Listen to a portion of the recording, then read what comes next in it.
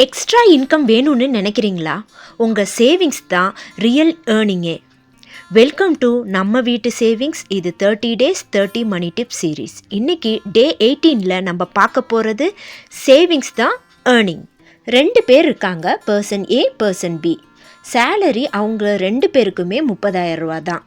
Person ஏ என்ன பண்ணுறாருனா அன்னெசரியாக நிறைய செலவு பண்ணிகிட்ருக்காரு. மந்த் எண்ட் ஆனால் அவருடைய பேங்க் பேலன்ஸ் 0வாக இருக்குது. பர்சன் பி என்ன பண்ணுறாருனா ஃபஸ்ட்டு 3,000 ரூபா சேர்த்தி வச்சிடுறாரு. அதுக்கப்புறம் மிச்ச செலவெல்லாம் பார்த்துடுறாரு. மந்த் எண்டில் அவர் கையில் அதே சேர்த்தி வச்ச 3,000 ரூபாய் இருக்குது. ஒரே சேலரி தான், ஆனால் அவங்களுக்கு ரிசல்ட் டிஃப்ரெண்ட்டாக கிடைக்கிது. இன்னொரு சின்ன எக்ஸாம்பிள் சொல்கிறேன். டெய்லி ஒருத்தர் 100 ரூபா ஸ்பெண்ட் பண்ணுறாரு அவரோட பஸ்ஸுக்கு, காஃபிக்கு, ஸ்நாக்ஸுக்கு, சிகரெட்டுக்கு, இந்த மாதிரி. இன்னொருத்தர் அதே 100 ரூபாயை சேர்த்து வைக்கிறாரு.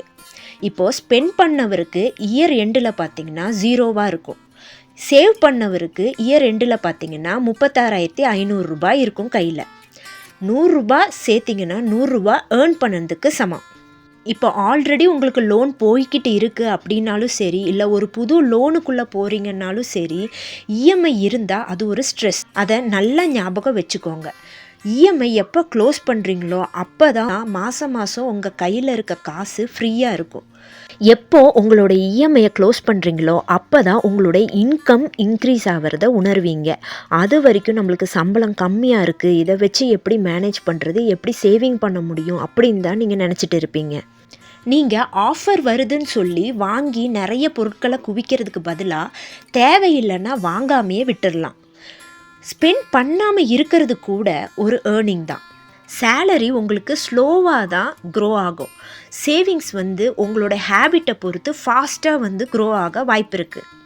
இதனால் உங்களுக்கு ஸ்ட்ரெஸ் கம்மியாகும், உங்களோட கான்ஃபிடென்ஸ் லெவல் ஜாஸ்தியாகிறத நீங்களே பார்ப்பீங்க. நல்ல ஒரு விஷயம் ஞாபகம் வச்சுக்கோங்க. நீங்கள் கஷ்டப்பட்டு உழைச்சிட்டு வர்ற இன்கம்மை விட நீங்கள் காப்பாற்றின இன்கம் தான் பவர்ஃபுல்லானது.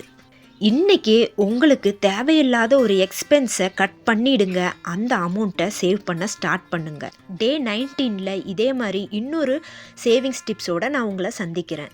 இந்த மாதிரி டெய்லியும் மணி கிளாரிட்டி டிப்ஸ் தெரிஞ்சுக்க நம்ம வீட்டு சேவிங்ஸ் சேனலை சப்ஸ்கிரைப் பண்ணி வச்சுக்கோங்க. நம்ம வீட்டு பணம் வளரட்டும். தேங்க்யூ ஃபார் வாட்சிங்.